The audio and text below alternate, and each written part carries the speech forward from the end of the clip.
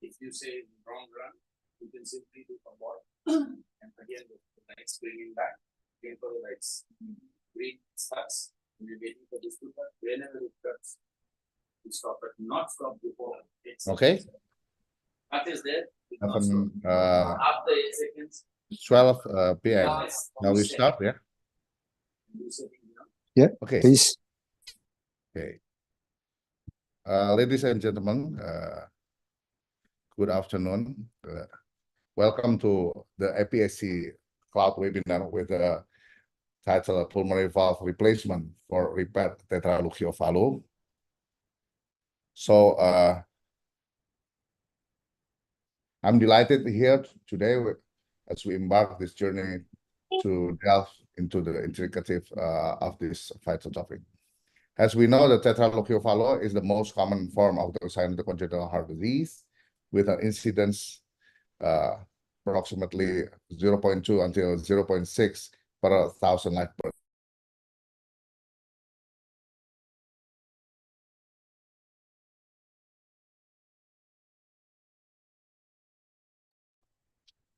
Dr. Radityo, you are suddenly in the mute. Chairman, you are in the mute right now.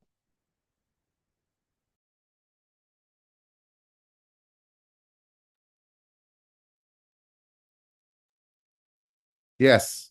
Can you hear me? Yes, hello? perfect. Yes, Yeah, now we can hear you. Okay, sorry. Okay. Please go ahead. Yeah.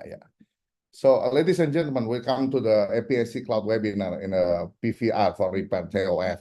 I'm delighted here today as we embark this journey to delve into the intricacies of this vital topic. As we know, Fallot is the most common form of the silent congenital heart disease, with an incidence of 0.2 until 0.6 per 1,000 live births. The first cardiac repair of Fallot was successfully performed in 1955. Advance in the perioperative care has increased the survival of the total correction approximately to 97%. However, adverse cardiovascular effects, including progressive pulmonary regurgitation, ventricular dysfunction, and tachyarrhythmia, may lead to high morbidity in the later life and mortality.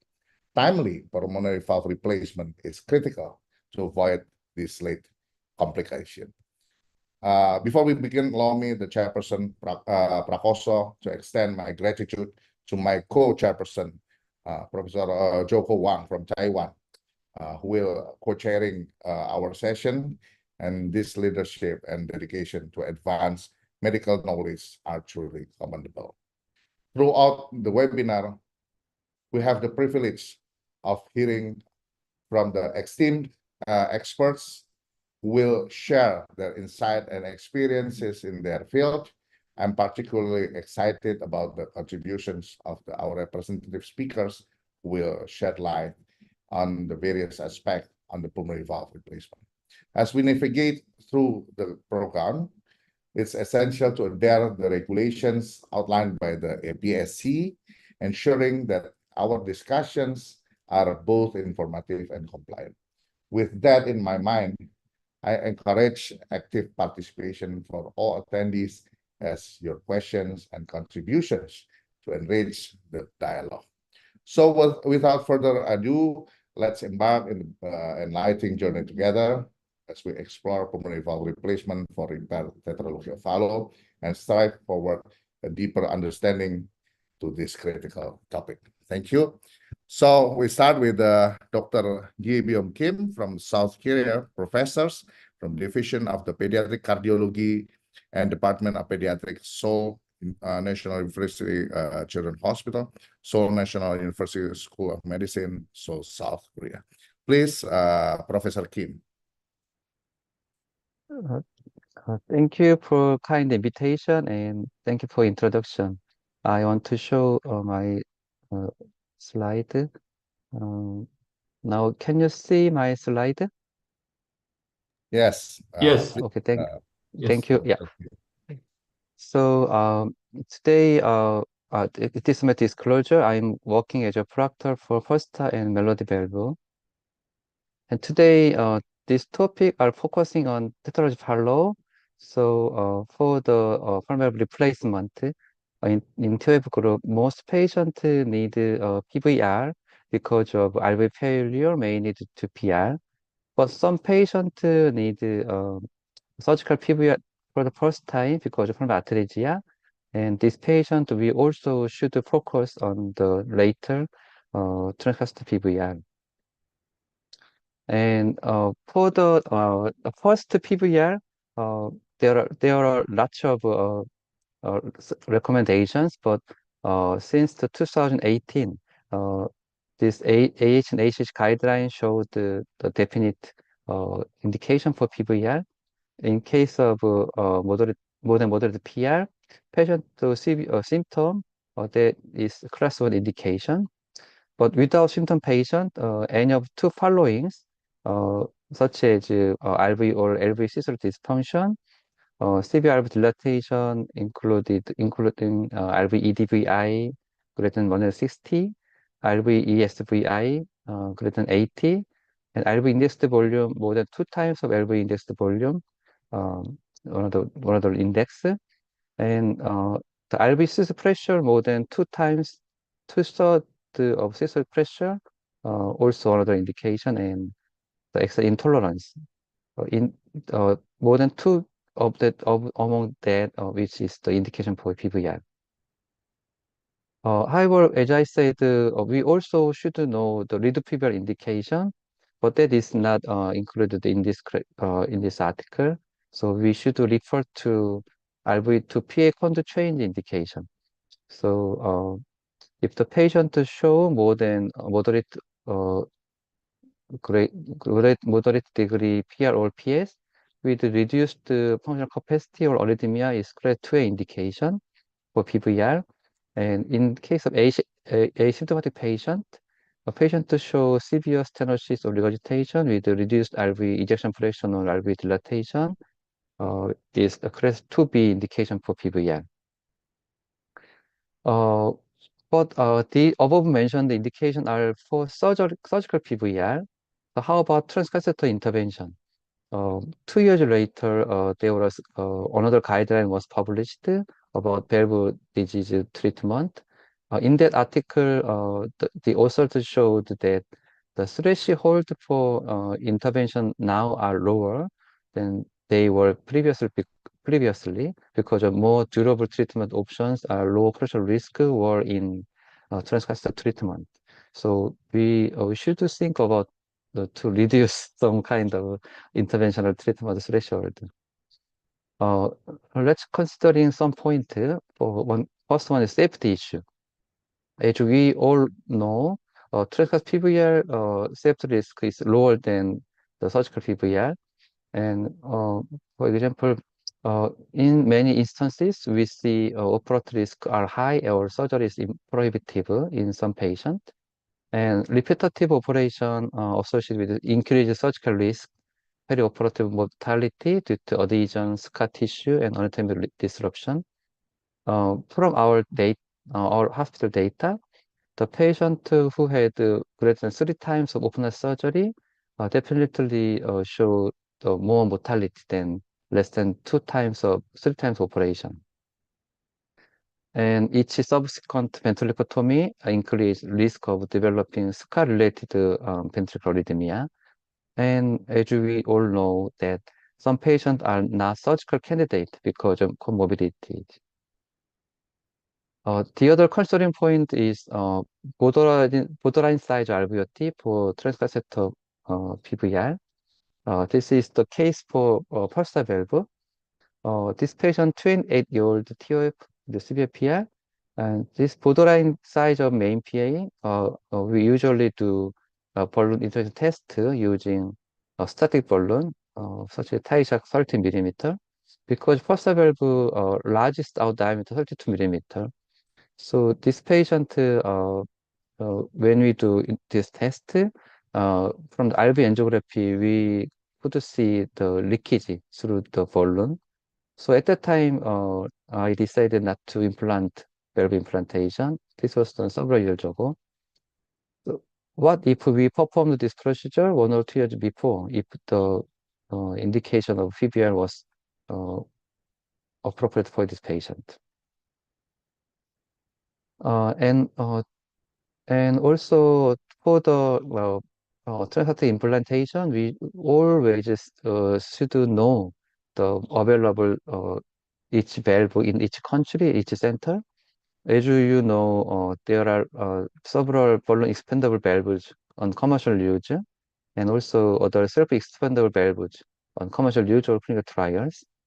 So we know that for the small size main PA, melody valve can be implanted, and the large size pulmonary artery area, we can implant large size balloon expandable valve or several self-expandable valves already produced.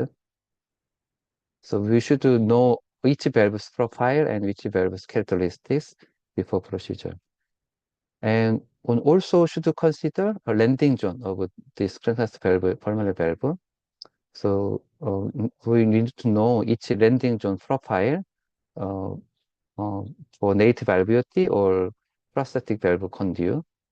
For native valvuity, as you know, main PA shape quite various, and there we have lots of modality to check image, and echo is basic screening tool, but sometimes can make undersizing. And CT, we should consider always dynamic change of alveolar diameter. And from using CT, we can check coronary artery distribution for the coronary compression estimation. And MRI, we refer to transcatheter PVR indication. But at always, CNA angiography or balloon sizing is final decision for native valvuity PVR. And prosthetic valve or conduit, using this application, we can see the valve profile and the true inner diameter to implant the valve. So anyway, we should know the landing zone profile of native or PV prosthetic valve profile. So using this commercialized valve and the valve landing zone, we can select what valve should be used. Until now in Korea, only melody valve and pulsar valve are available. So I just can introduce both valve in this later presentation, and maybe other doctors in other country may experience other valve to communicate. So for the last minute, I want to show the lessons of indication extension from technical modification for transcatheter PVR using pulsar and melody valve.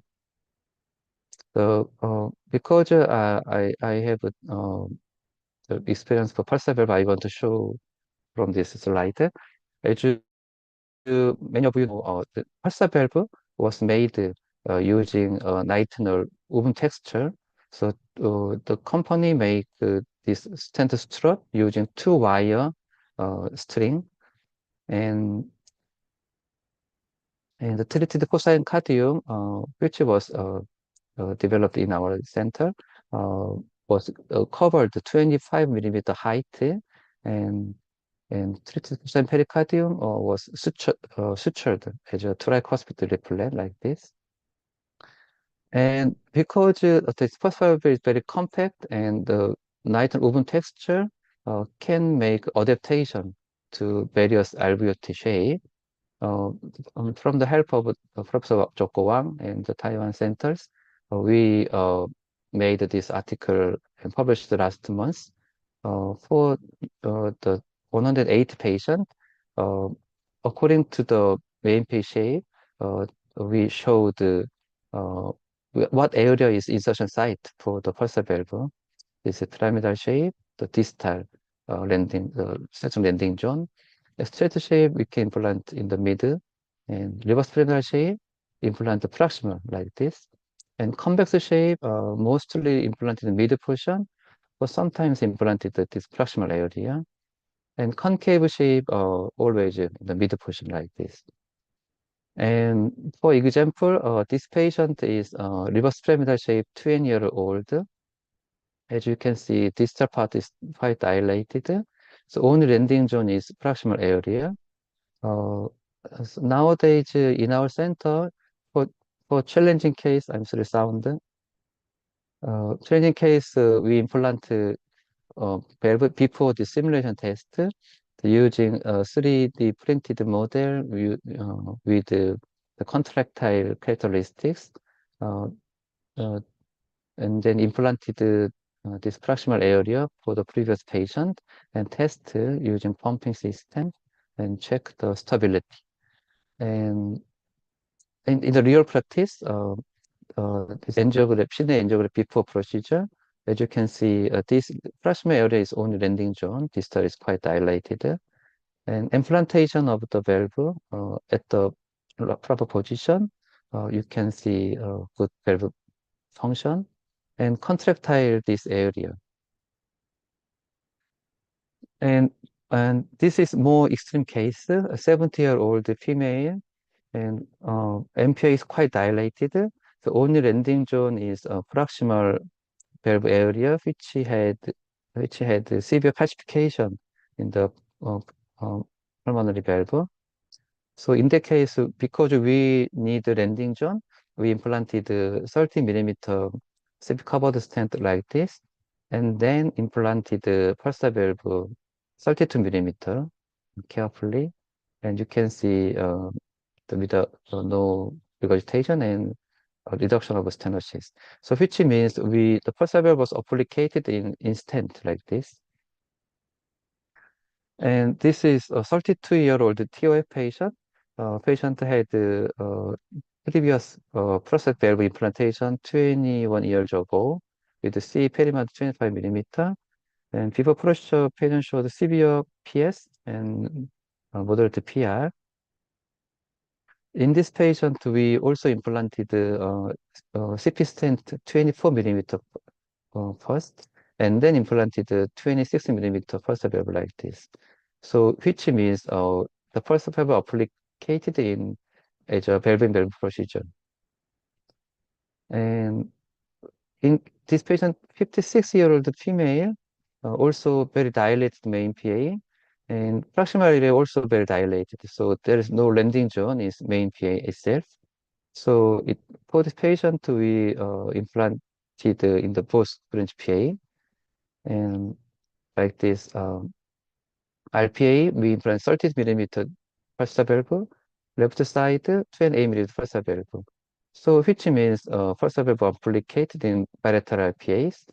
So until now, same procedure was done in 8 patients, and many patients was done in the Taiwan centers. Thank you for that. And this is another application. We sometimes meet the coronary artery anomaly in TOF. This patient left coronary artery was crossed pre-pulmonic area and also very close left scopolex artery to the main PA body.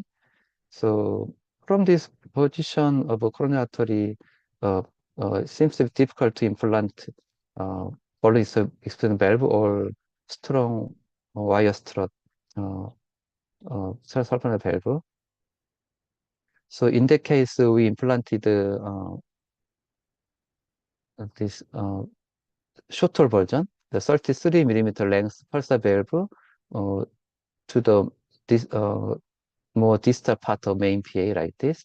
And you can see coronary artery was saved and no problem after valve implantation. So for the selected patient, pulsar valve can be implanted in coronary artery anomaly cases.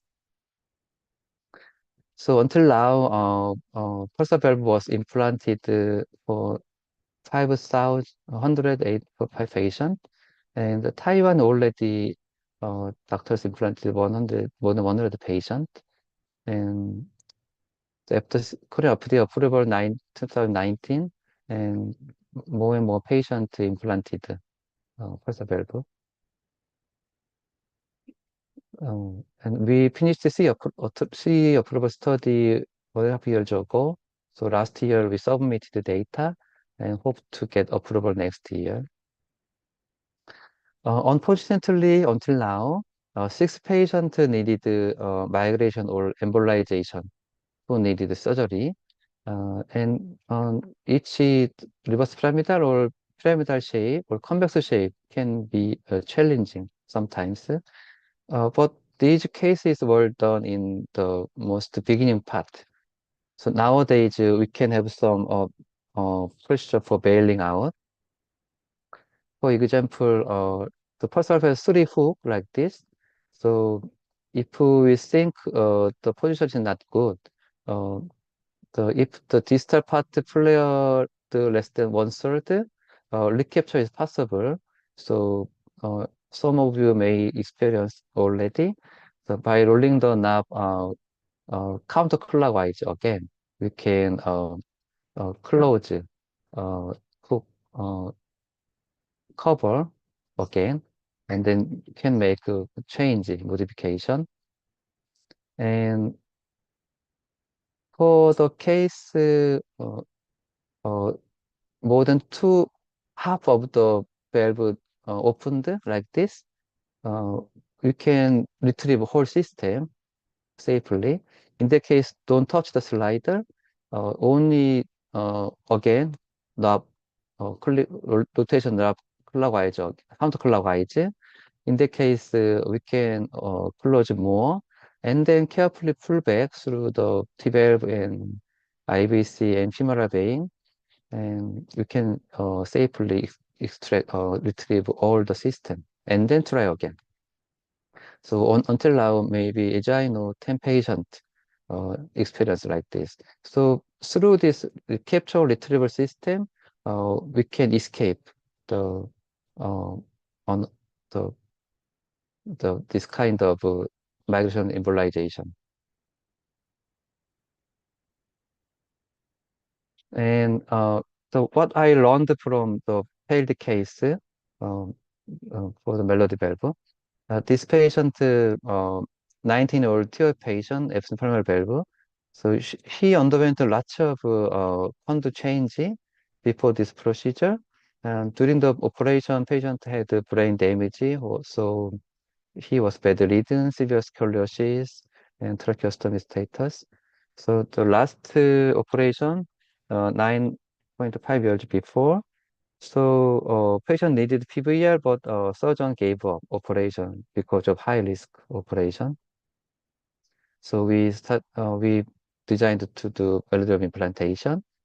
But before procedure, we checked CT for safety, and right side femoral vein was gone, and left side femoral vein was, but the course was very abnormal, and the RBPA conduit was very highly calcified, and also left femoral artery also very calcified. So the space was very narrow. So the one concern was before procedure, melodic ensemble system can be introduced from femoral vein, or can be introduced calcified conduit right here. And can we make a good wire position anchoring because of this patient branch PA pattern? So in the procedure, the main course very tortuous, and it seems to be not good course. But anyway, and also from the main angiography, this cassette course is not good, and the branch PA is not good for wire anchoring for stable procedure. But anyway, we started, and the melody valve implant inserted femoral vein safely, but the course was too tortuous, and this melody valve ensemble system was stopped in the RVPA conduit. It's difficult to advance from here. So we should Kim, do. you have another 1 minute. Oh, wait, I nearly finished. So here. So this as you can see here, the first distal part is quite a strong part, about 10 centimeter. It's difficult to introduce here. The balloon was not enough. So we should think before procedure, this patient can be possible or not for transverse PVR, because valve is very expensive. So until the last slide, as you know, 2000 milliliter was first implanted, and 10 years later, how much valve was implanted first? But the last for the last 10 years, we had much more progress for pulmonary valve implantation.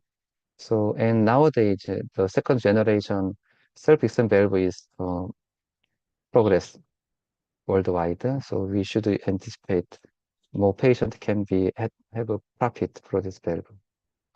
Thank you for kind attention. Thank you, Professor Kim. It's very nice presentation. I want to ask, is there any experience to have valve cramping on the RVOT side? The first one. The second one in Indonesia is a lot of post-Fallot patient with a very, very large RVOT. So it's quite difficult to us to do valve implantation is only plenty have good indications. What's your opinion? Thank you. Yeah. So for the second question first, yeah, as you mentioned, many patients show very enlarged right main pay. So, but anyway, we should check the correct size main pay, and so considering the patient real size and also the volume testing, we can select more patients to be implanted transpulmonary valve. First question I lost. I'm sorry that. First question. The first question is there any experience to have a cramping on the RVOT side? What with cramping? Yes, because of Skidding? the cramping. Do you have any experience? No, I have no experience about that. Yeah. Okay, thank you, Dr. Kim. Any other question from the other speaker? Okay, if no, Hi. we can. I have one question. Yes, Gi-Beom, thank you for your fantastic lecture anytime. I have one quick question. I was very impressed about the pre-stenting by the CP stent. No? So do you select CP stent, the reason? And I'm curious about the durability of the pre-stenting, even though the RVOT is very strict. And also that negotiation with the post-valve for slipping or instability. How about your impression? Yeah, so very good and difficult question. For the CP stent, I showed two cases. The first case was native pulmonary valve with heavy calcification in old age patient. In the case, because of during stent implantation, I was worried about some damage from the calcification. So I selected the covered stent. And as you mentioned, some part of stent was protruding RV outlet tract, so which made some contractile problem.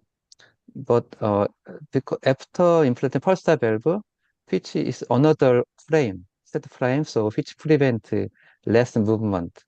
So until now, this patient was done 1 year ago, and still no fracture in that stent until now. Okay. Do you prefer covered CP stent or bare CP stent? Which do you like? For the worry about the wall damage, I prefer covered stents. But valve in valve pressure, like the second case, bare metal is enough. Thank you. Yeah. Okay, so we shall proceed to the next speaker. Will be Dr. Ming-Tai Lin, who's a professor of pediatrics from the National Taiwan University of Children's Hospital. He's talk about the tips of the overcoming challenge in the transcatheter PVR for repaired Fallot. Please, Professor Ming. Thank you. Thank Chairman's introduction. Let me share my screen. Okay, please, Prof. Yes. Yes, we can see your slide. Okay. Please. Sorry. Okay, can you see my slide? Yes, yes, Prof. And then can you hear me? Yes, clearly. Okay, thank you. Good morning and good afternoon, ladies and gentlemen. This is Dr. Ming-Tai from Taiwan. First, I would like to thank the organization committee to invite me to deliver this talk. Today, my topic is tips for overcoming challenges in transcatheter PVR in repaired Tetralogy of Fallot. Here is my outline today, including a timeline of PPVR in Taiwan, and then I will share 3 cases and then share the tips in the procedure. The rest will be sharing. In Taiwan, my mentor, Professor Wang, he started the pulmonary valve implantation since 2015. Initially, he utilized a handmade valve graft, and then we had a Melody valve and the venous P valve and also Pusa valve. So far, in Taiwan, we had 115 attempts, and most of them had a great success. Most of the procedure were conducted in my hospital, and from this table you can appreciate 9 cases had a Melody valve, 15 had a venous P valve, and 75 cases had a Pusa valve, and 5 of them had valve implantation at the bilateral pulmonary arteries. About the first case, he was a 12-year-old boy who had repaired Fallot type DORV at his age of 2 years. He had a borderline exercise intolerance and grade 2 to and fro murmur. However, his NT-proBNP levels was still within normal range. Chest X-ray showed myocardial, and the MRI showed the RV dilatation and the significant moderate to severe pulmonary regurgitation. The hemodynamic study showed a moderate to severe pulmonary regurgitation. However, the LV end diastolic pressure is only 10 millimeter mercury.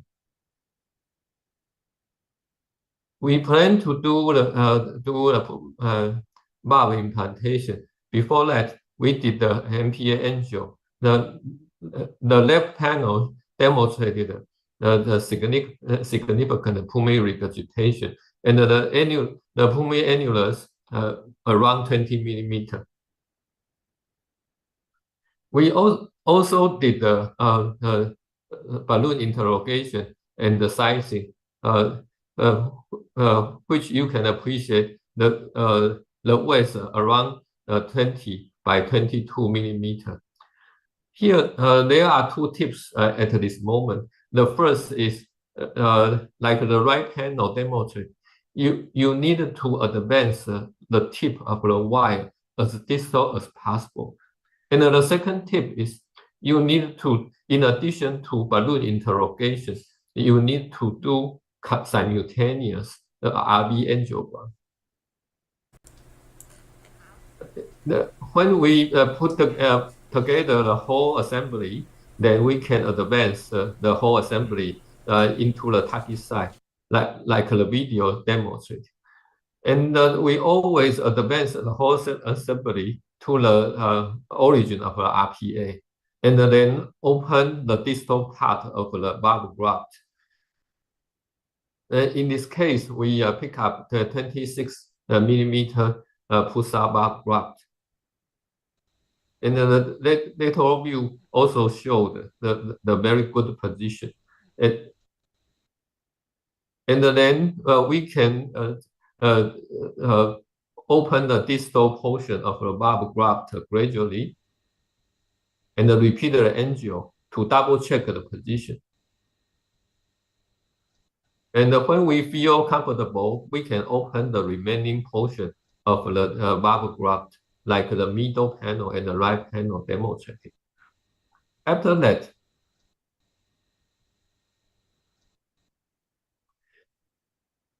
the final angio demonstrated a very good result. However, the real story is not like that. The real story is we advance the whole assembly to the proximal portion of RPA, and the check the position. And at this moment, you can appreciate the tip of the Y, not distal enough. And when we review the lateral view, you can see like the right lower panel demonstrated. Before we advance the tip of the Y to the diaphragm level. However, at this moment, like the red dot indicate that the Y not deep enough. Then the nightmare comes. Somehow we didn't keep the tension of the Y, and the whole assembly down to the RV.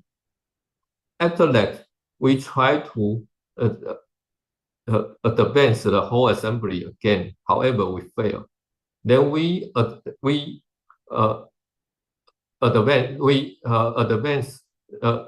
use pigtail or balloon inflation to help to try advance the whole assembly again back to RPA. However, we fail. Then we decided to pull back the whole assembly. During this process, we ever try to recapture the valve graft like Dr. Kim mentioned earlier.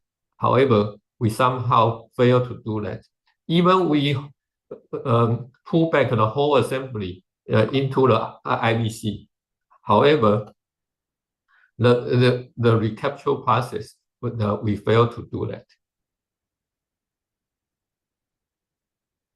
So finally, we are lucky to take the whole assembly out of the body, outside the body, and then we use a new delivery sheath and reload the valve graft into the new delivery sheath, and finally we have a success to do the valve implantation.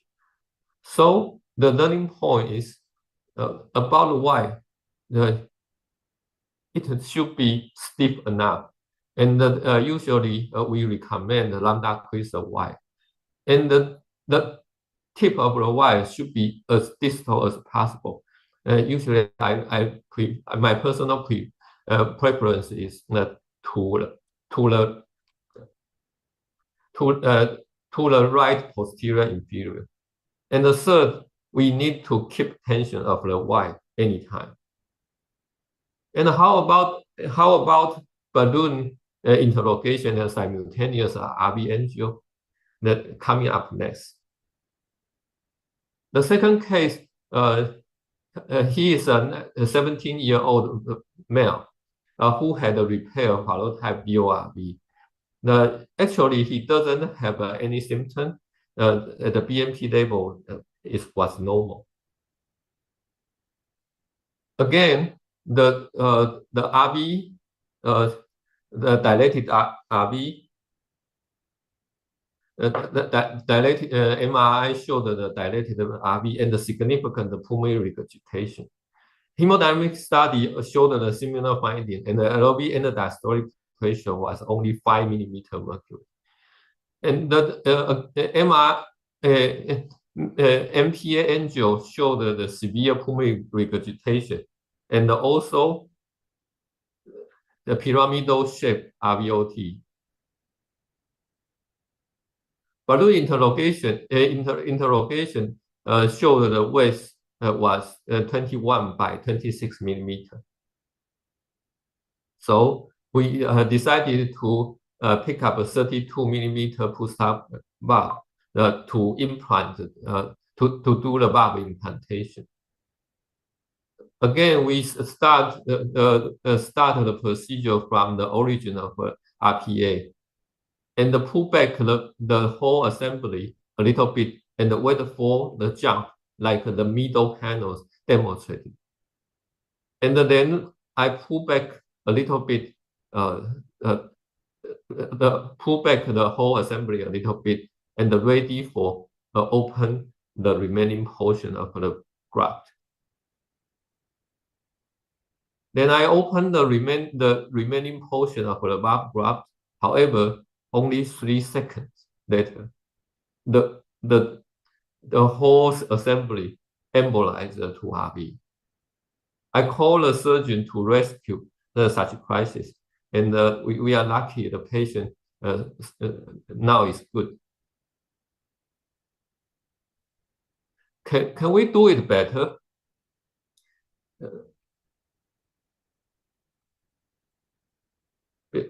Our plan is to deploy a 32 millimeter stent graft, which is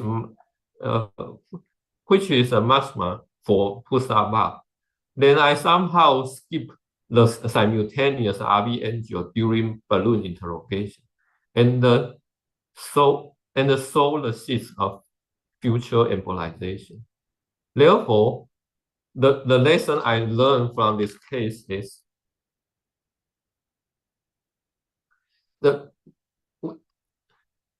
even with the 32 millimeter, the maximum push-up graft, the balloon interrogation should still be done at least once with the concurrent RV angiogram to define the correct shape of RVOT. And actually, after the procedure, I reviewed the angio and repeated the measurement, found that the width actually is 30.5 millimeter rather than the 29 millimeter. The other issue is I may do too much pull. As I mentioned earlier, after the jump, I pull back the whole assembly a little bit.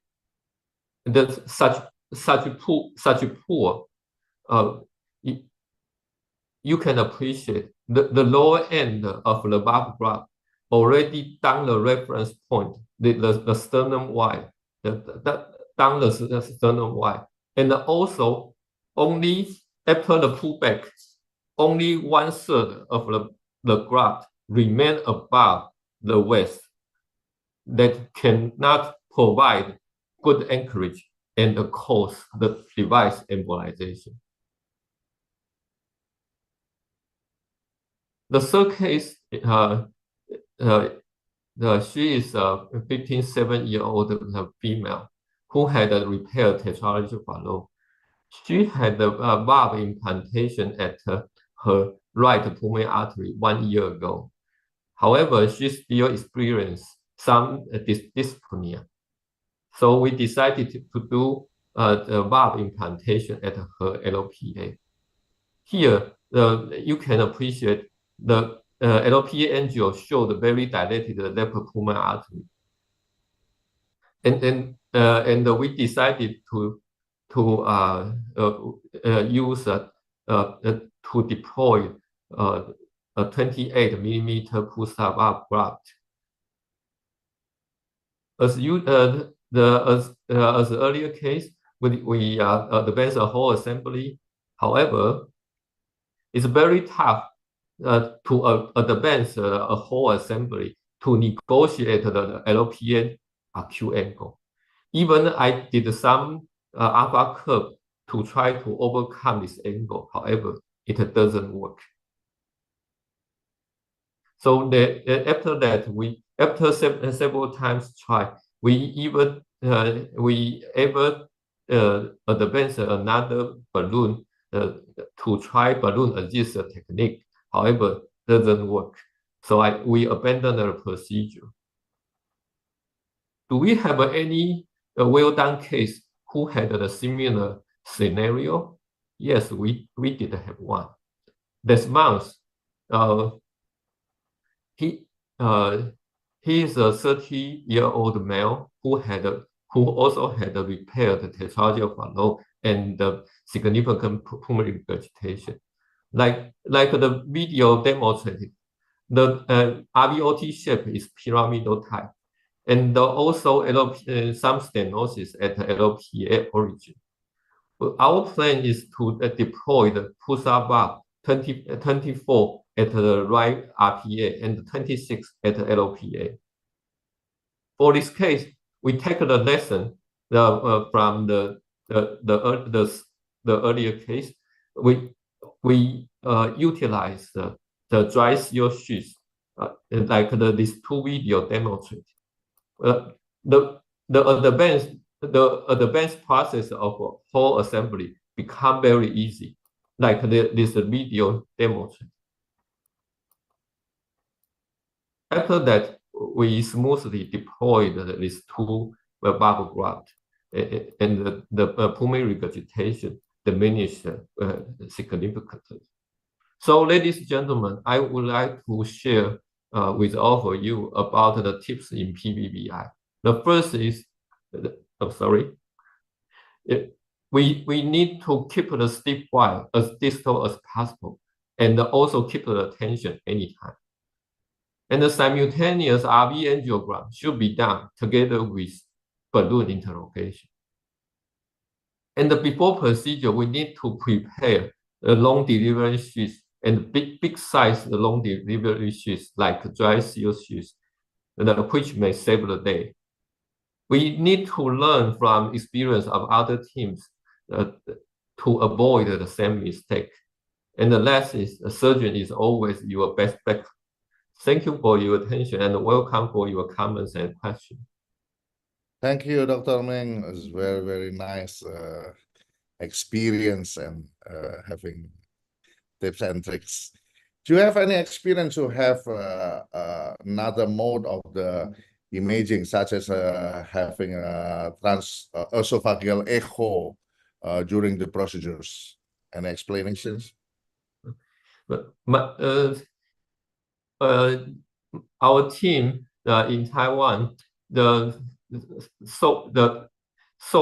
echo during PPVI may not provide too much help for this procedure. We know some team in the United States when they perform pulmonary valve implantation, they use ICE intracardiac echo to guide to assist the procedure. However, so far our team during the procedure, most of the time we depend on the angiographic findings. Thank you. Okay, thank you, Dr. Ming. Another questions? Can I add one thing please. to this presentation? Yeah. So the wire position, Dr. Ming-Tai said very important for stable procedure. And in case of pulsar valve, some patient, many patients can be done in wire position in left pulmonary artery. So in that case, more smooth introduction can be possible. And left pulmonary artery, but from my impression, Lundocost is not needed. Just ambulatory strip wire is enough to implant there and easier to pull back the delivery system. And the balloon insertion test, very important for borderline case. And in my experience, I only use undersized balloon to see the RV angiography. So which made some more show more discrete size of the main PA before selection of valve inside. That's my comment. Yeah, thank you for the sharing and your comments, Dr. Kim. Thank you. Yeah. So far, like the first 5 cases you came our our cath lab, at the time, you suggest we start from RPA. So after that, most of the procedure we start from the RPA. But your comments is exactly right. For some anatomy, maybe the from left side, the deploy process maybe become more easier to do. Yeah. Thank you. Dr. Ling, I have one quick comment. Please. I'm going to present the melody valve and harmony valve and sapien 3 valve, which is both of which are US product later in my presentation, and that is requires more big sheath and more thick profile, so it requires stiffer guide wires, such as lambda quest. Yes. The lambda quest is a must, and as you mentioned, the deeper positioning of the wiring is very important. My quick comment. Thank you. Yeah, thank you for sharing.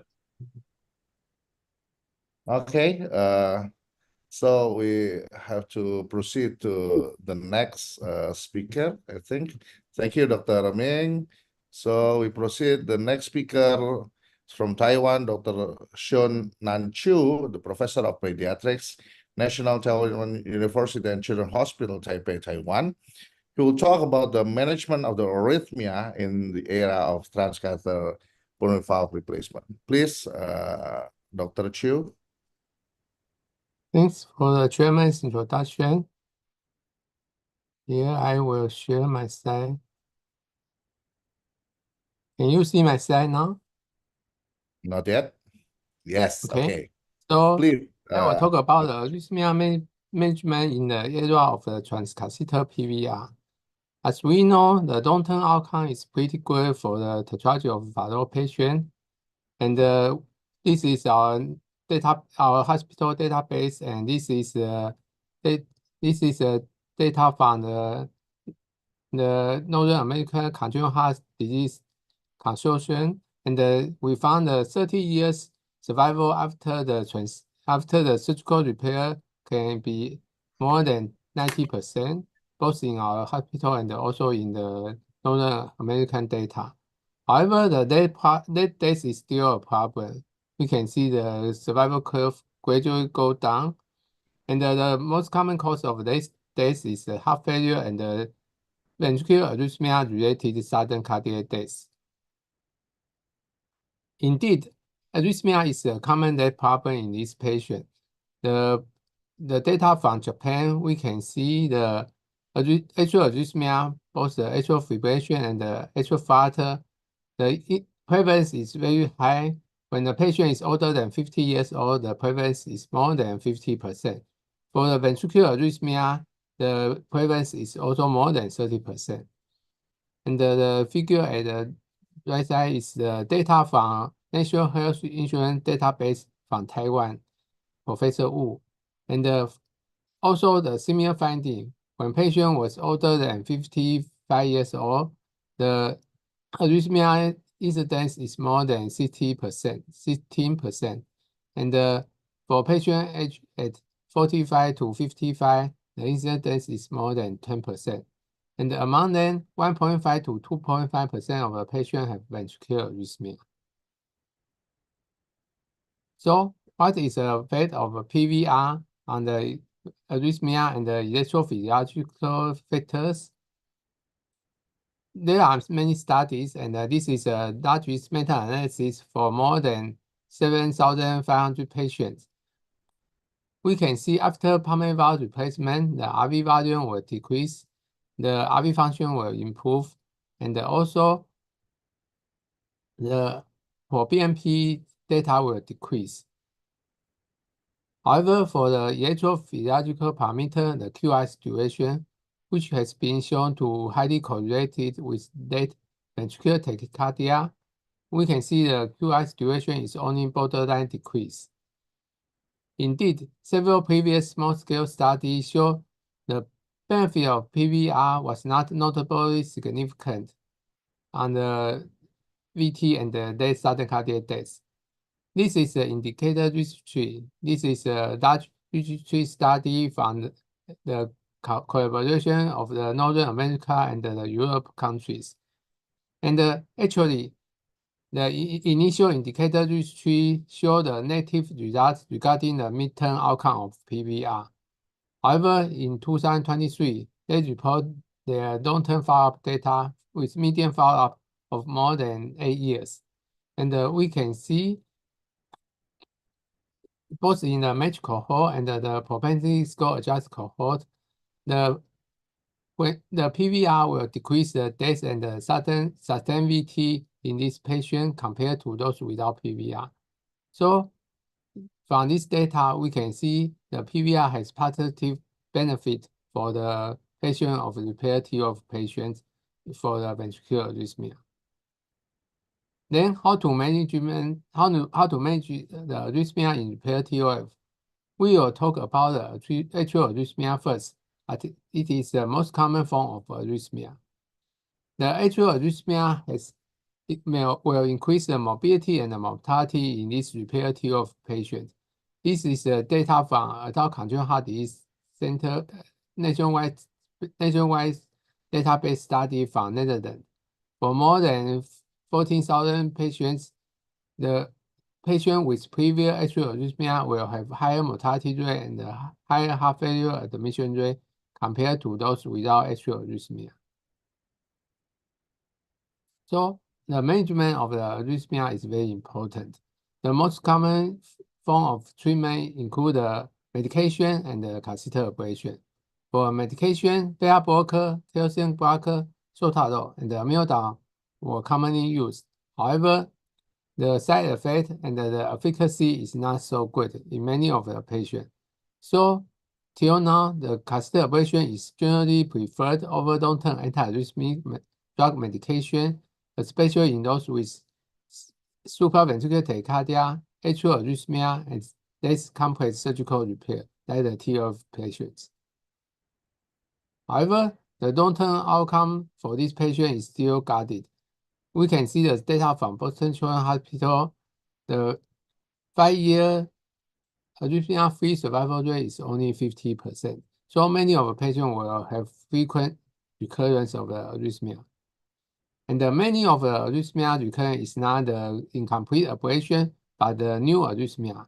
We can see many of the patients will have multiple arrhythmia, either 2 kinds of IART or focal AT or even atrial fibrillation.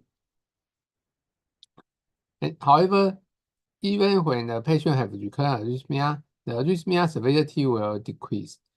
They performed the questionnaire study and the chart review, and they found that for those without recurrence, the arrhythmia severity score will decrease dramatically. However, even for patients with recurrent arrhythmia, the severity score will also decrease.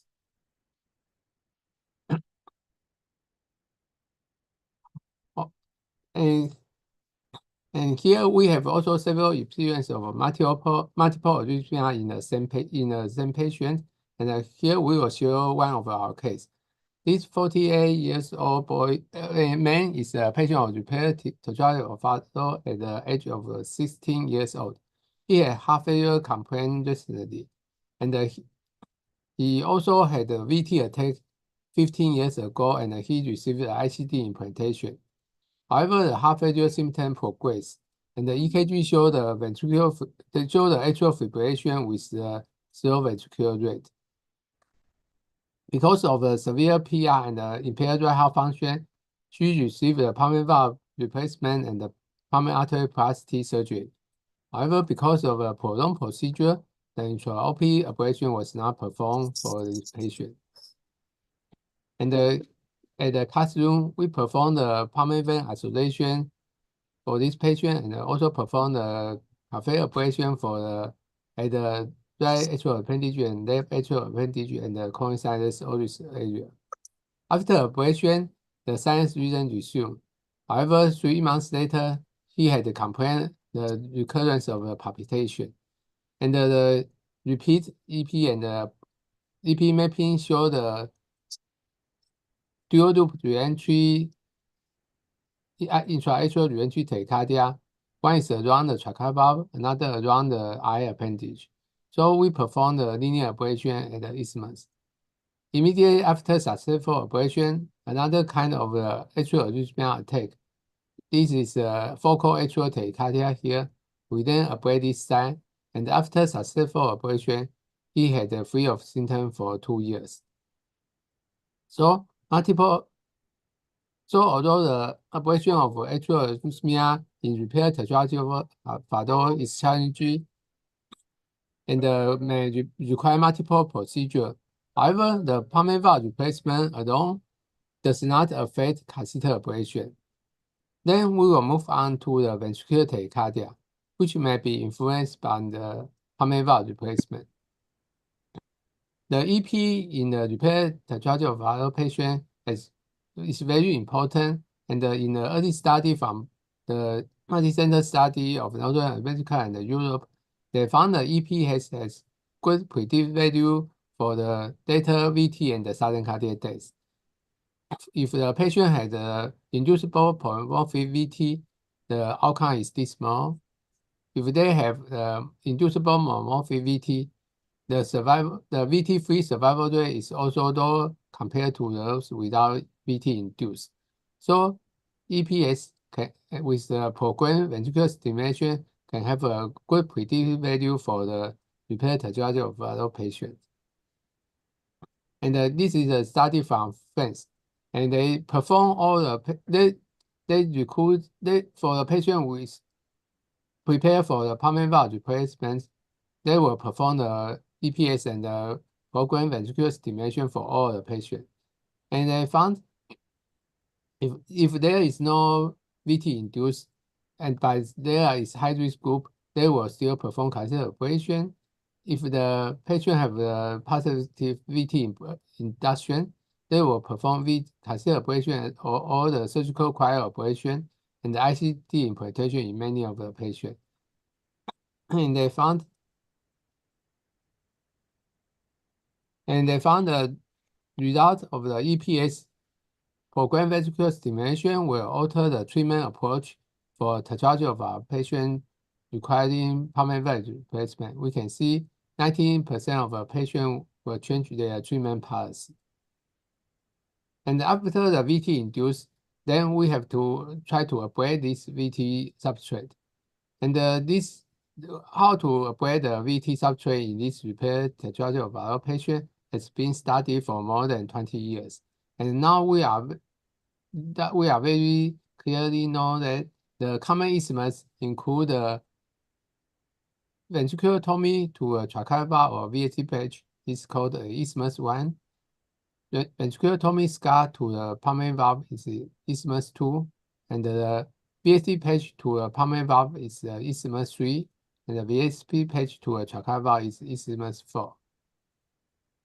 And in a recent study from Netherlands and France, they found the most common the critical isthmus is isthmus 3. That is a VSD patch to the pulmonary valve area. And the isthmus 1 is also important. This is a ventriculotomy to a VSD or tracheal valve. And by other isthmus is also shown in some patients. However, the different field from the Netherlands, they found the location of the isthmus is not so important. But the most important is the isthmus is the slow conducting isthmus. They found the patient with the VT induced the isthmus, critical isthmus is all have a slow conducting character. The conduction velocity is always below 0.5 meter per second. And if you use this cut point, the sensitivity and specificity is very good. So they conduct a study and they perform the EP study for the repaired Tetralogy of our patient. And they found if there is no slow conducting isthmus, then during follow-up, even no ablation, there will be no VT or death during follow-up. If there is slow conducting isthmus and they perform successful ablation, none of the patient will have VT or death during follow-up. However, if the ablation is failed or no ablation, 50% of patients will have VT during follow-up, and 20% will die during follow-up. So the adrenogenic isthmus, that is a slow conducting anatomical isthmus is very important in these patients. Then we will move to our most important topic, how to perform the VT management in the area of transcutaneous PVR. This is all the transcatheter PVR used from 2000 to 2021. All of these devices have the same kind of character. That is a cover stand and the valve inside. Because of a cover stand, when we use a cover stand and attach on the RVOT, we cannot perform the ablation in this area. And we just mentioned about the critical isthmus. The most common form of isthmus is isthmus 3 and the isthmus 1, and also 2 and 4 also in some patients. When we perform a valvular stent here, the isthmus 2 and the isthmus 3 will be totally covered, and the isthmus 1 will also be partially covered. So we cannot ablate this part after the transcutaneous PVR. So because of this limitation, we have to perform the catheter ablation before the transcutaneous PVR. Actually, in Northern America, they perform a multi-center clinical trial for the patient requiring transcutaneous PVR, and they will do the EP study and the electro and anatomical mapping for all the possible critical isthmus in this repair tier of patient. If the EP study before the PVR show no VT ablation and no ventricular arrhythmia critical isthmus substrate, they will go straight forward to the transcutaneous PVR. If there is VT inducible or there is a critical slow conducting anatomical isthmus, they will perform the ablation first. For a patient with polymorphic VT, they will perform the ablation of all slow conducting anatomical isthmus. If the ablation is successful, then go to transcutaneous PVR. If the ablation is not successful, the anti-arrhythmia medication will be added. And 6 months later, they will do the EP study and the electro anatomical mapping again. If there is VT attack, they will perform the ICD implantation. This is the clinical trial policy. However, in some countries, like in our country, the health insurance database and the health insurance will not reimburse the electro anatomical mapping for those without previous VT attack. So we also modify our policy here and with this algorithm. When patient was required transcutaneous PVR, and there we will check the history. Is there any previous VT attack? And we will also perform the total 7 days event recorder to see if any VT attack. If there is previous VT attack, then we will perform the 3D mapping and the ablation. And then we will perform the EP study during balloon sizing. If there is VT induced, we will also perform the VT ablation.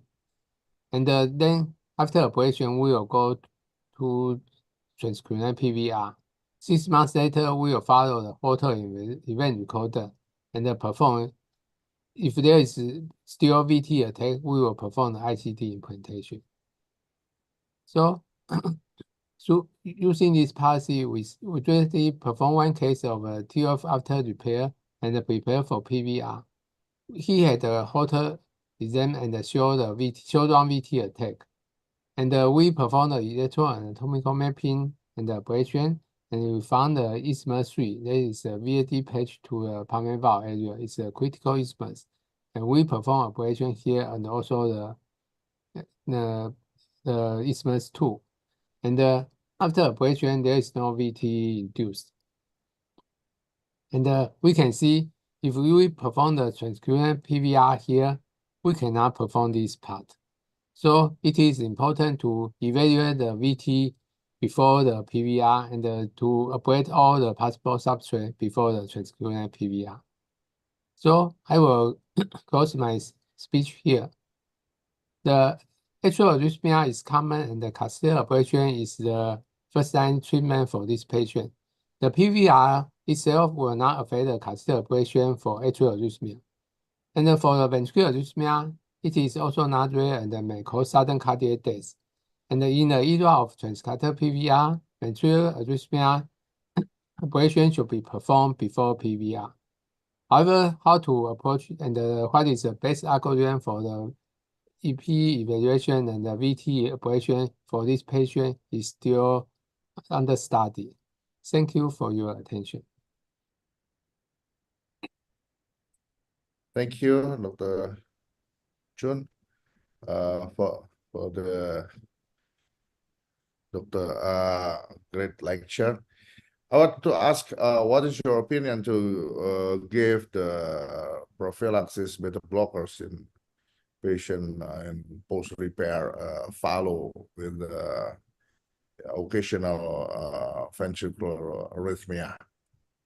And It is very important, but still not have a good answer question, because in our previous study, we have suggested the replication heterogeneity is very important for the genesis of a ventricular arrhythmia in this repaired Tetralogy of Fallot patient. So we also found some of the patients will have the genetic factor. So in this patient, the use of a beta blocker may be very important for this patient. However, there is still no large-scale database study about the beta blocker use and the decrease of the later ventricular arrhythmia. So we still cannot say the beta blocker is important and be useful in this patient. But we will use the beta blocker for many of the patients, especially when they have ventricular arrhythmia. But when they have a sustained arrhythmia, we will have a short-run ventricular arrhythmia, we will perform the cardiac ablation. Thank you, Dr. Chiu. Any more comments? Can I ask one thing? Yes. So thank you for your good presentation. So just one question is that when the patient show VT after catheter valve implantation, what is the recommended treatment in that case? So just only ICD or what is that? We will, if the patient of the VT and the sustained VT after transcranial PVR, we can still try to perform the EP mapping to see if the substrate can be ablated. Because the isthmus, like we just mentioned, the isthmus flow, there is a VSD to the trachea area. This part can be ablated after transcranial PVR. Yang泰松小姐，请回巴西护理站。 And we also have 巴西杨泰松小姐， So 请 please, 回 please, 巴西护理站。 And we also have one patient have the VT at the trachea area to the trachea area because he have the trachea party before, so a VT focus is there. So in some cases, there is still we can still ablate the VT substrate.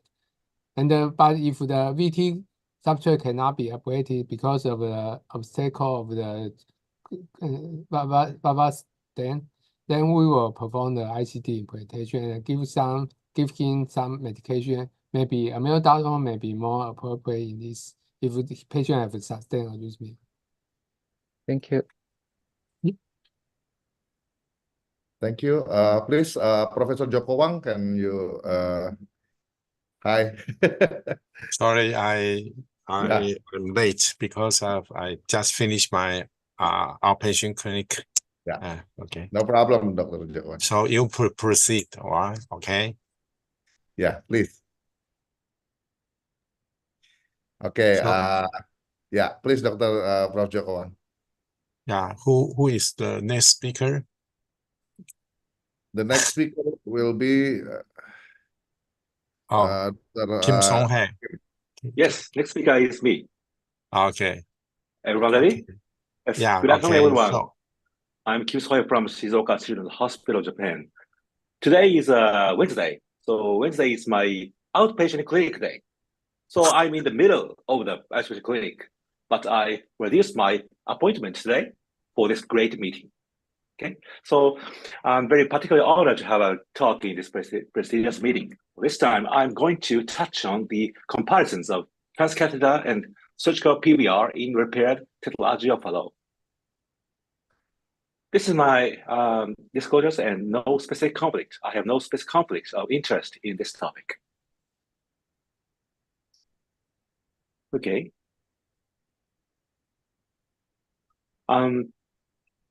Let me inform you that Japan is a nation of real-world data. We have a nationwide comprehensive registry in Japan and named the National Clinical Database, which involves mainly surgical registries.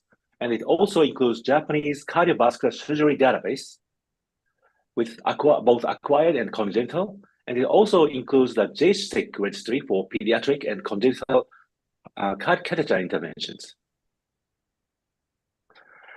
As an example, this is a graph illustrates the total number of cardiovascular cases for the year 2017. Approximately 4,800 cases were registered in the Jou-Kou registry, that is a Japanese congenital interventional cardiology registry. About 300 cases were recorded in JSHD, while the JEVT for peripheral artery interventions had around 30,000 cases, and JPCI had over 260,000 cases registered. These three pink bars belong to the CVIT of the Adult Interventional Society, while the gray bars represent the number of cases of JCVSD, the Japanese Cardiovascular Surgery Database, for both congenital and adult cardiac surgery. Our focus this time on the real-world data from the congenital of the part of the JCVSD. JCVSD congenital publishes an annual report every 2 years, with the most recent reports covering data from the 2015 and 2016, and from 2017 and 2018. I like to extract and analyze the information from these publications. From the annual reports, I extracted data for TOF repair, valve replacement, PVR, and respiratory operations, specifically for the years in 2017 and 2018. It appears PVR was performed in approximately half of the cases of repaired Fallot repair, and totaling 387 cases. And PVR cases were over 100 more than congenital repair RAS-TD procedures. And while no statistical analysis was conducted, the mortality rate of the PVR was lowest among these three procedures. 2 cases, 0.5% in 2017-2018, and 1.2% over the 2 years of 2015 and 2016. Unplanned cardiac reoperation and cryothorax were the lowest for the PVR, while the other major complications remained relatively identical. From these data, I think we can conclude that PVR is not particularly high-risk surgery. Let me show you the current choices of prosthetic valves in pulmonary position. In the left side, you can see bioprosthetic valves. Externally mounted one is very common, and internally mounted one, such as soaring multiflow, is less selected. And in the right side, you can see mechanical prosthetics, especially in the onyx valve, designed for function with the less anticoagulation. From this slide, let me update the current status of TPVI. As you are well aware, clinical use of TPVI began in early 2000 with the prototype of the Melody valve by Bonhoeffer and colleagues, and various valves, including the Sapien and Polestar valve, has been developed. About 25% of these postoperative patients with Tetralogy of Fallot and related heart diseases are eligible for balloon expandable TPVI with a conduit or bioprosthetic valve, and about 75% are eligible for self-expanding TPVI with an RVOT derived from autologous tissue. And in Japan, in September 2020, In an early stage, this device is Sapien 3 is regulated to be implanted inside a surgical prosthetic valve or a conduit graft. The target criteria are moderate or severe pulmonary regurgitation or pulmonary stenosis with a mean gradient of 35 millimeter mercury or more. In addition, the criteria includes patients are considered to be at very high risk of open heart surgery, and such as a history of multiple open heart chest, RVEF less than 45%, and LVEF less than 45%, and RV-ESV index more than 95%, and patients age older than 45 years old. The Harmony valve was approved in Japan in 2021. It targets RVOT with an expanded autologous tissue, and the criteria are broader than those of Sapien 3. Patients with PS are not eligible, and PR cases are with a regurgitation fraction of 30% or more on cardiac MRI are eligible. The patients with the high risk of open heart surgery are the primary indication, and especially with those with the impaired exercise tolerance or RV-EDV index greater than 160 or RV-ESV index greater than 80 or QS width greater than 180 millimeter second. From here, let me show you briefly the most recent Japanese clinical report provided by Medtronic Japan. This document is not a real-world registry data, but is based on the case tracking reports and mobile product experience report collected from the Medtronic field staff. Harmony was on the market in Japan in March 2023, so actually 1 year has passed after we started to collect the data. First, Harmony is subjected to fit analysis using CT data sent to the company in advance for every candidate case. 431 cases have been analyzed until the end of this March, and the anatomical fit rate was 87%. Through various steps, Harmony was launched in Japan and delivered to each certified institution since this March, and then Harmony has rapidly expanded, and more than 160 cases have been implanted and 21 institutions so far. Harmony TPVI in Japan has expanded to 161 cases for these 1 year, close to twice of the 89 cases in the 2-year US-Japan clinical trial. Unfortunately, there was 1 case of early post-operative sudden death due to ventricular arrhythmia after the implantation. However, the procedural success has been 100%. Remarkably, the patients were not limited to older age, but they were distributed to very young age, 16 years old, and to the elderly, 60 to 80s. From here, I would like to discuss the selection of TPVI according to the morphology of the right ventricular outflow tract. As given shown before, the postoperative RVOT can have a great variety of morphologies in each case, but since the early 2000s, 5 classifications have been reported by cardiac MRI and still used worldwide as a reference. Type 1 is a pyramidal, type 2 is a straight, and type 3 is a funnel, and type 4 is a convex, and type 3 is hourglass. And fundamental diagnosis of Tetralogy of Fallot is related to diseases include post-status autologous tissue or patch augmentation, and only homografts as conduits. And in general, type 1 pyramidal is considered to unsuitable for TPVI, while the type 2 and type 4 are suitable for self-expanding TPVI. And type 1 and 3 with some stenosis are suitable for balloon expandable TPVI. But Harmony valve is anchoring effect for type 1 and for pyramidal shape. And if the stenotic is not so severe, type 5 hourglass is sometimes suitable for Harmony. So maybe as a post-op valve, Harmony valve is also suitable for sometimes challenging cases. The results of the Melody valve, which has been followed up for more than 1 year, were reported by Dr. Tom Jones in Circulation Intervention and SKY last year, 2023. The gradient across the RVOT was remained low even after 10 years. and the pulmonary regurgitation is also have been maintained well.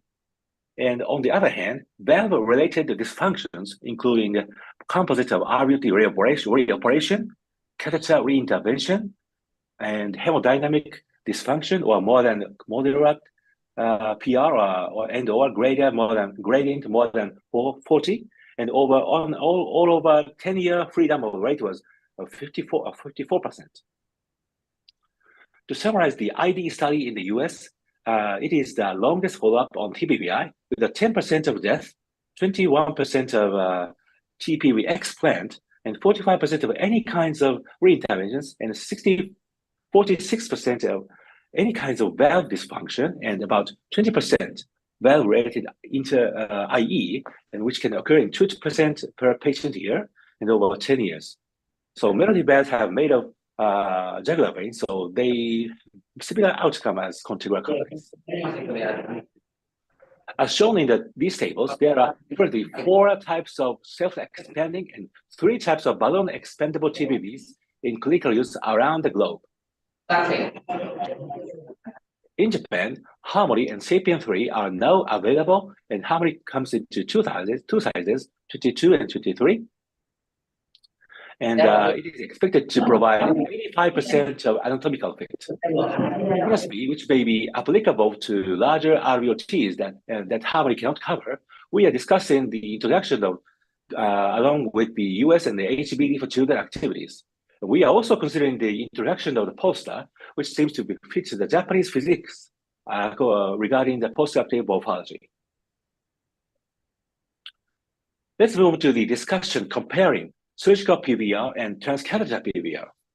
It is generally observed that the patients with right ventricular dysfunction due to pulmonary regurgitation or pulmonary stenosis is often remain less symptomatic until the right ventricular function deteriorates. This leads to reluctance from both patients and physicians to going for surgery and subsequent delays in surgical reintervention. Other reasons include a significant physical and cost and social burdens associated with the surgical procedures. Additionally, even with the application of the off-label aortic prosthetic use, the minimum valve ring size is about by prosthetic valves 19 millimeter, making them less suitable for younger patients. Furthermore, while there have been advancement in recent years, the durability of the valves is limited, depending on the types and the age of the valve, so anyone think it will be delayed as possible. Considering the life events each post-surgical patient, surgical reintervention has been the only option, and the burden and the risk increase with each successive open heart surgery. So the mainstream approach has been delayed in the timing and reduced the frequency as much as possible. On the other hand, TPVI is considered to be less invasive, and therefore the concept is shifted to early intervention to maintain satisfactory right heart function throughout the patient's life. And this is the very recent report on Harmony TPV25, which shows that the valve dysfunction due to distortion of the stent frame and the tissue accumulation can occur at relatively early stage. Of 600 cases in the US, 6 cases at such event, and 4 cases were treated with a Sapien 3 inside, and 2 cases were treated with the valve inside and valve fashion. In this case, they placed 29 Sapien 3 inside a 25 housing of the Harmony to ensure the sufficient diameter. Although we don't have data on long-term valve procedure, it suggests that the establishment of a sustainable treatment strategy in this future. And this is a report based on the survey of multiple institutions performing TPVI. Following TPV, 76% of the respondents use of the only aspirin, while the remainders prescribe a second antithrombotic agent and at discharge. Regarding the second agent, the most common was the clopidogrel, and followed by the warfarin and the DOAC. Regarding the thromboprophylaxis for 4 positions of the transcatheter heart valves, after TAVI, DAPT is generally recommended in the early stage of implantation, followed by the SEPT.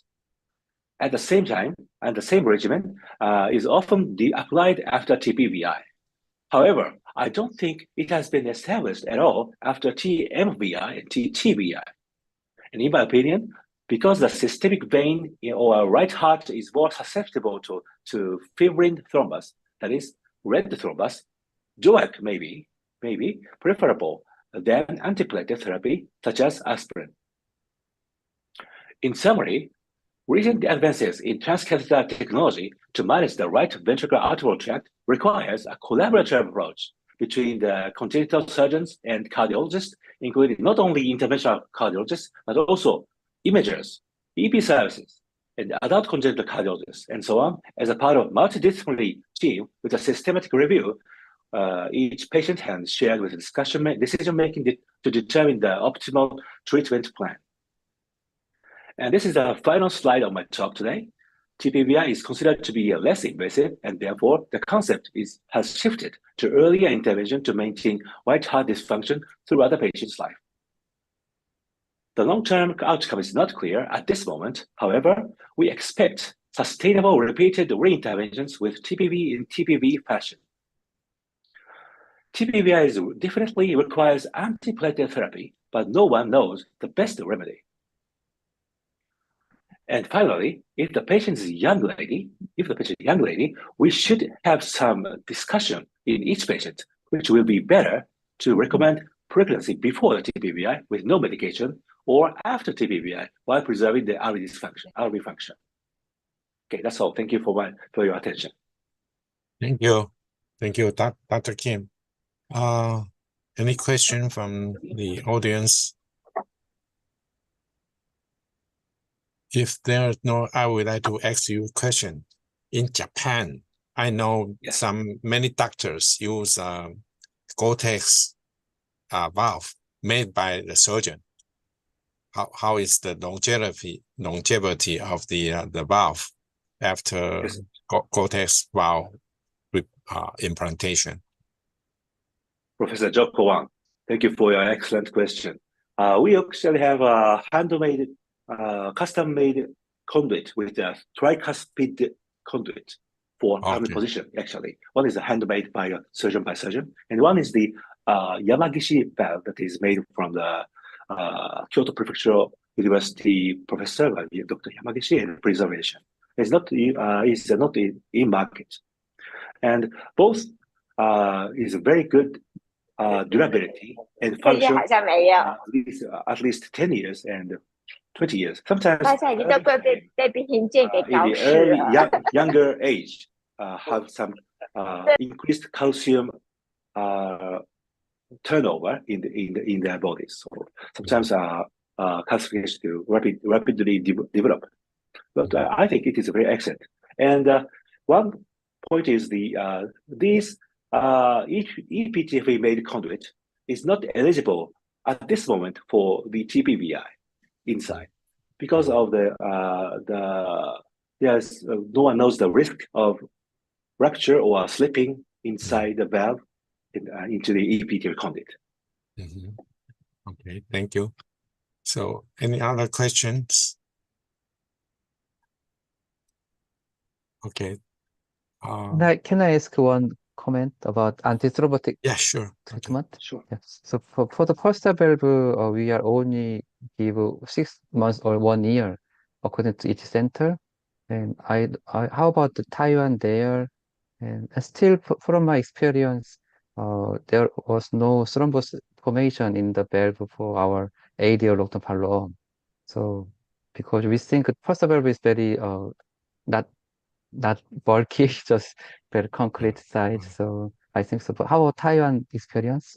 So I usually use a dual antiplatelet for the first 3 months, and after 3 months I use aspirin only permanently because I recommend. I believe that to reduce the chance of infecting endocarditis. I believe aspirin is useful.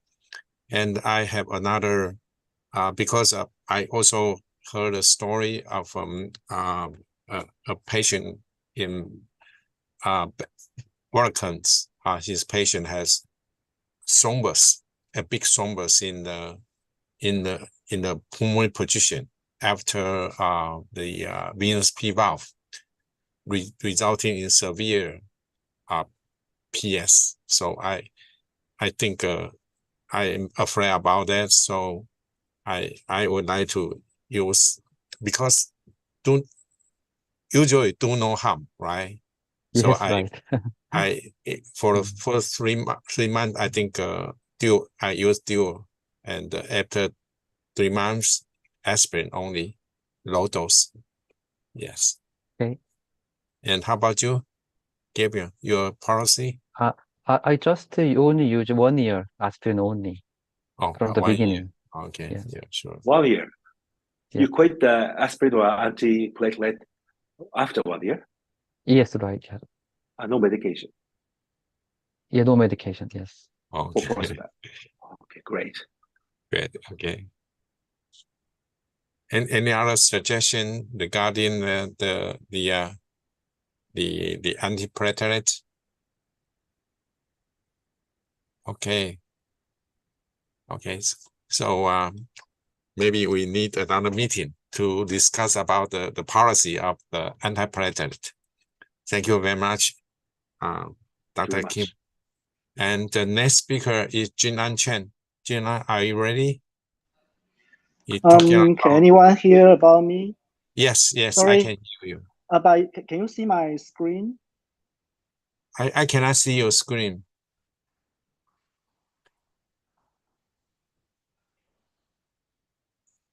What happened? I just saw your desk. So how about now? No. What happened?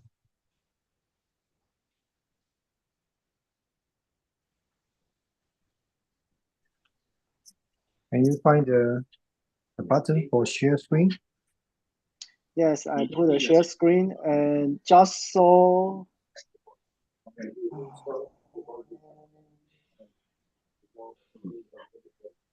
Anyone from Yeah. Did foundation?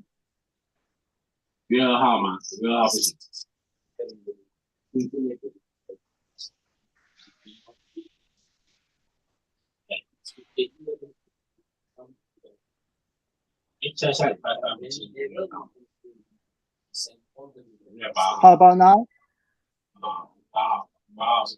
No, nothing come out. No. Nothing come out. Dr. Chen, can you your camera also not on?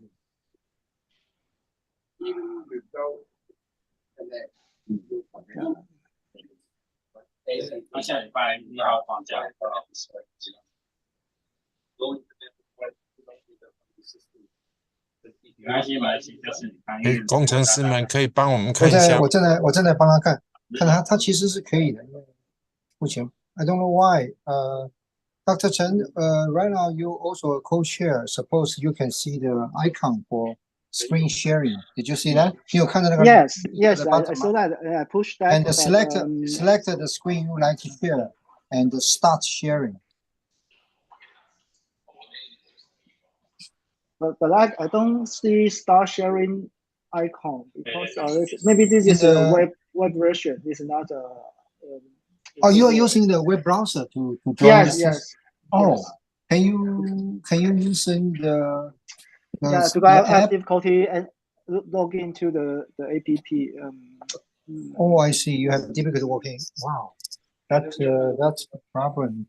Can you share your screen?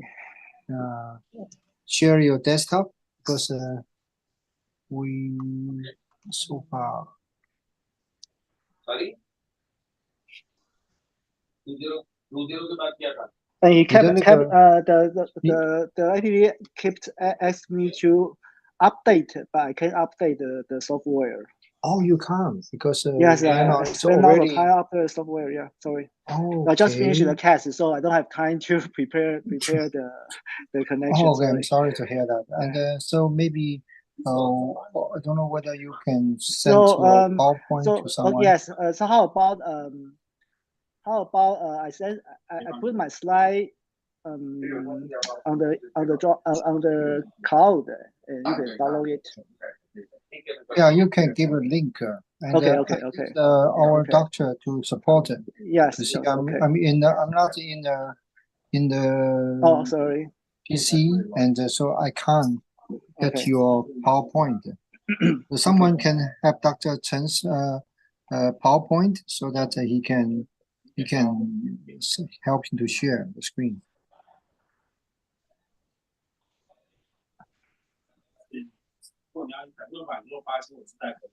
Dr. Chen, would you please log in again? Maybe try logging again. Okay. 再登录一次，因为现在目前看起来你是用这个 APP 吗？还是用？因为我只能从网络上登录而已。网络的那个 browser 应该是可以，可是我们还真的是没有试过用 browser 的方法。他一直没办法，我按 share screen， 但是我没有办法看到 PowerPoint 可以 share。你 share screen， 那你整个 screen 呢 ？Whole screen can you do that？ 有 full screen。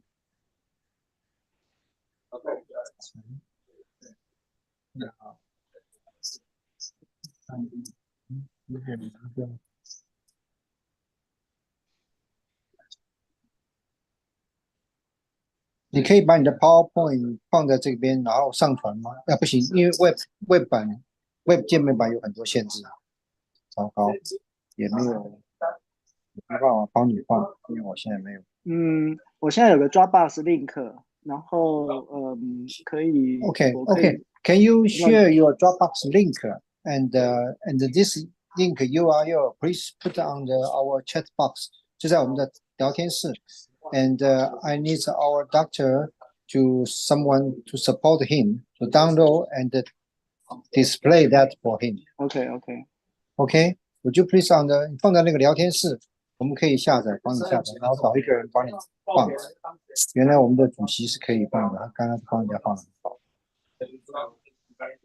因为我现在没有那个电脑，用手机不好放。我放上去了，看有没有人可以下载。Dr. Radityo, can you help to download the PowerPoint and display the PowerPoint for the speaker? Okay. I will. Oh, thank you very much. Sorry, I can't do that right now. Did you got the URL? Did you got the URL so that you can download it? It's on the Dropbox.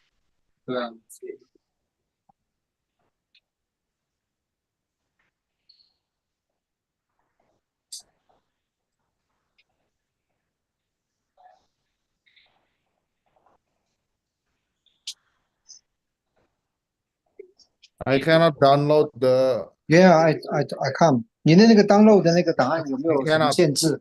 有没有密码或什么限制？没有。Dr. Chen, we can't download your PowerPoint. Your Dropbox, we can. Okay, maybe again. Sorry. Yeah, you need to authorize everyone can access the PowerPoint. 你要大陆它这个可控的软体，让你的 top 去啊。 How about this one? Could you please download again? Sorry. Yeah.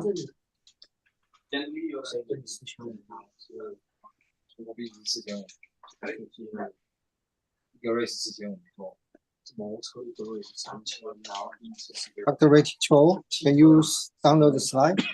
Yeah, I'll try. Okay, yeah. I think his PowerPoint is you can download. Okay, we can see it. Yeah. Please help him to. Okay. I will. Yeah, please. Yeah. Just a minute. I have to make a full screen. How to do the full screen. Yeah, let's have a good teamwork.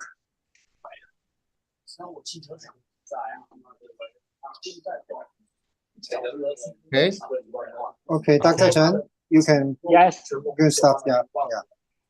Okay. I'm sorry for everything. Yeah, because I finished a difficult case, so I don't have time to prepare everything.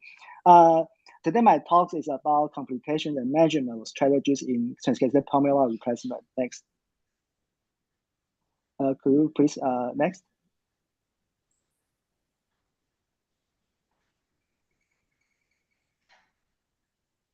Sorry, can someone play the slide?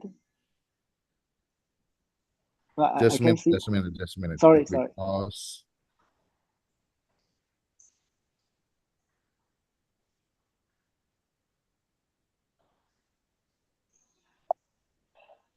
How to scroll down is Yeah, it's a really big file. okay. Sorry.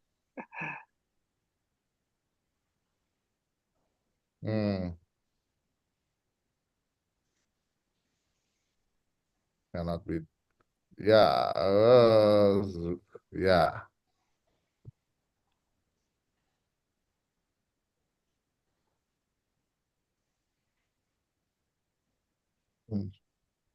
Page. The next page is okay. Okay. Please, doctor. Okay. So can you show the second slide? Because in my screen I just saw the title page.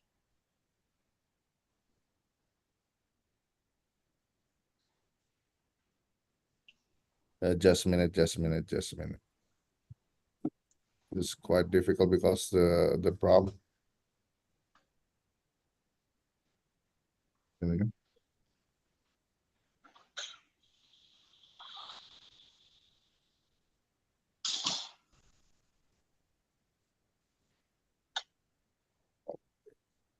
Okay, can see the slide. Can you see the Sorry, No. no, I don't see the slide. Sorry.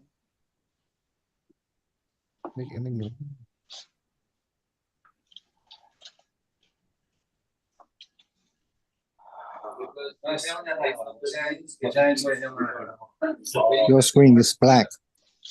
Yes, yes, yes. Just a minute, just a minute.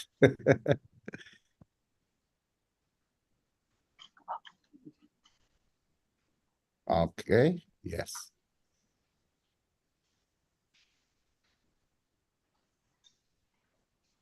And why is it like this?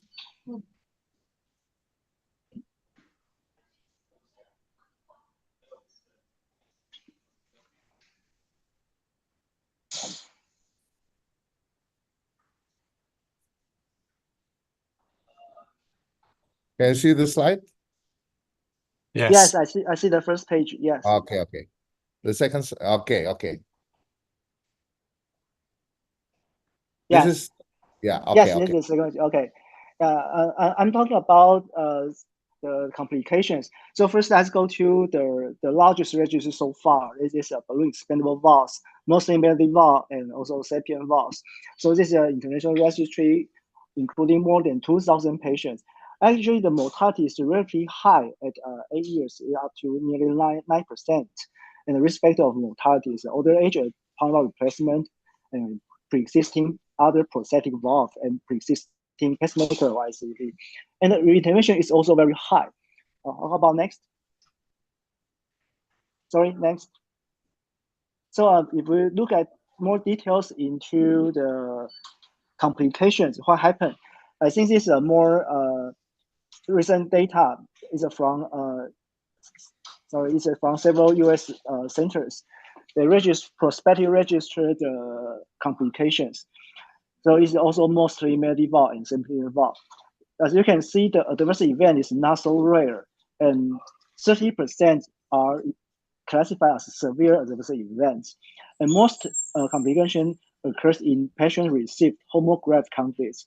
The most common complication is conduit injury, followed by recent anomalies, presenting problems, and other valve malposition. Next. But of course, most HR people, HR patients are prepared with patch repair. So maybe the more common used valve is the self-expanding valve. Let's go to the publication which just published recently. It's a Harmony valve. It's included 11 centers in US in patients with native or patch RVOT. As you can see, the severe adverse event is much lower than previous balloon expander valve. It's only 4%. Interestingly, you can see they have more post-implant ventricular arrhythmia require arrhythmia agent, and the highest risk in patients with native valvular PS. And RVLT intervention rate is much lower than balloon expandable valve as well. And the patient usually intervene for valve thrombosis and with infected endocarditis. Next. And this is post-Harvard data. It's just published this year as well. It's including 4 centers in Korea and 1 in Taiwan. That's our center. And the follow-up is around 7 years in patients with a native or partial RVLT. The intervention in this paper is around 2%.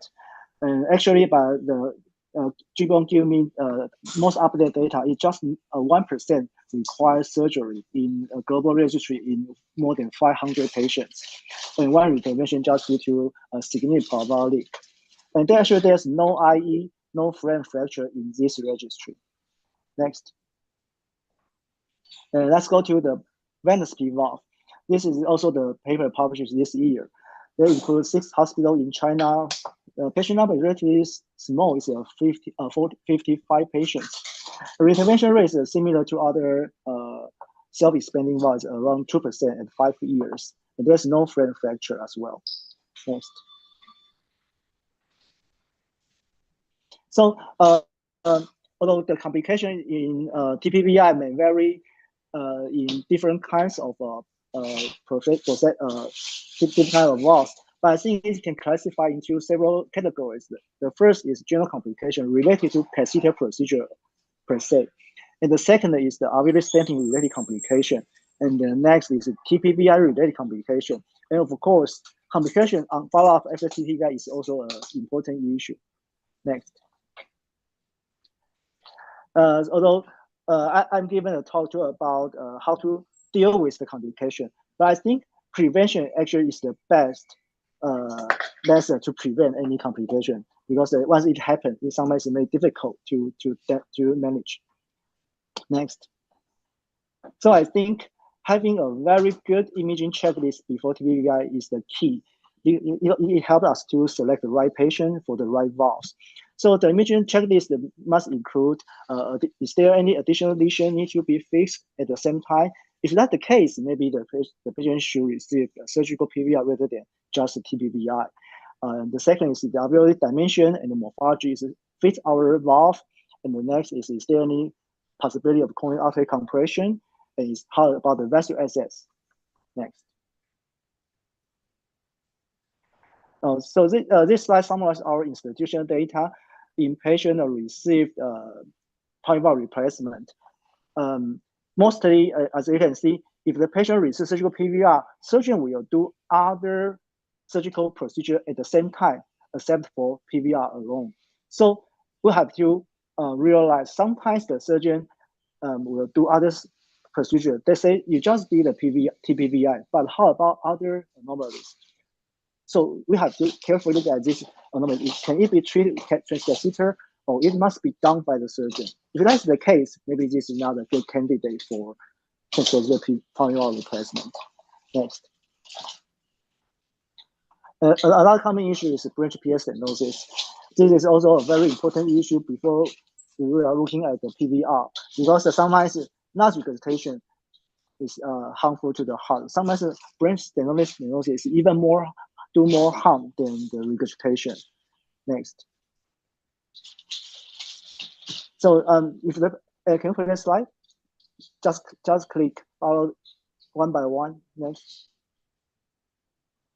I'm sorry, this cannot play. I think it cannot be played.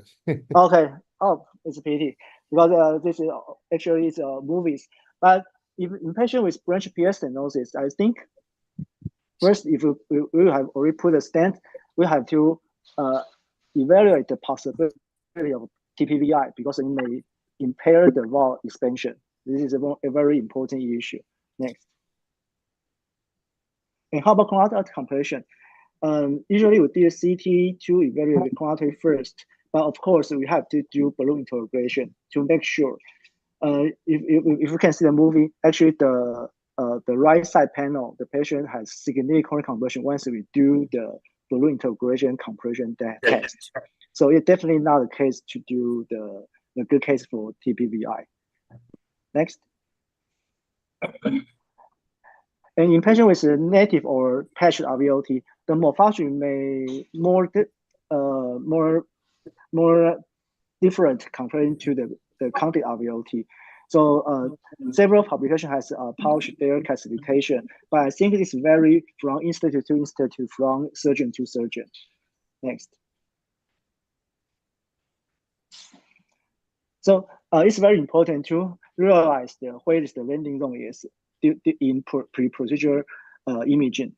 So these are cases which have very difficult morphology to do the pulmonary replacement transcatheterally.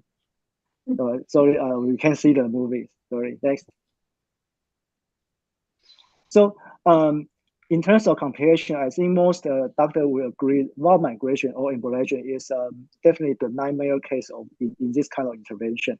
So if you expect this is a challenging RVOT morphology, maybe we should oversize more for this kind of morphology. And I think the patient with a very short landing zone is the most the challenging morphology.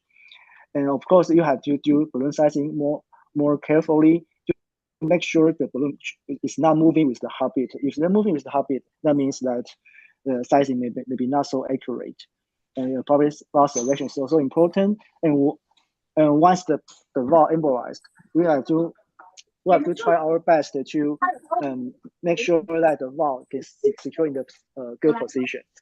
And ask the surgeon to help us retrieve the valve and give adequate heparinization during waiting for surgery. Next.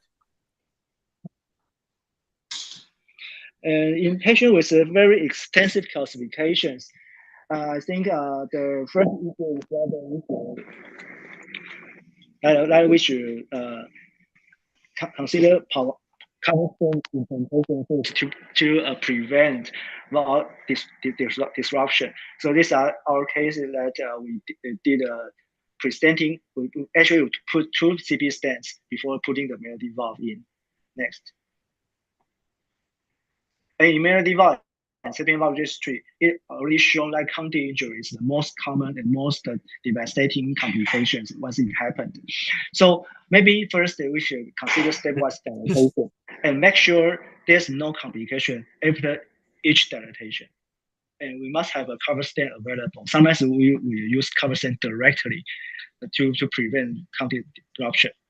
And sometimes if you think the stenting is not so stable, maybe we can consider 2-stage procedure. That is, do the stenting first and then defer the pulmonary replacement a few months later. Next.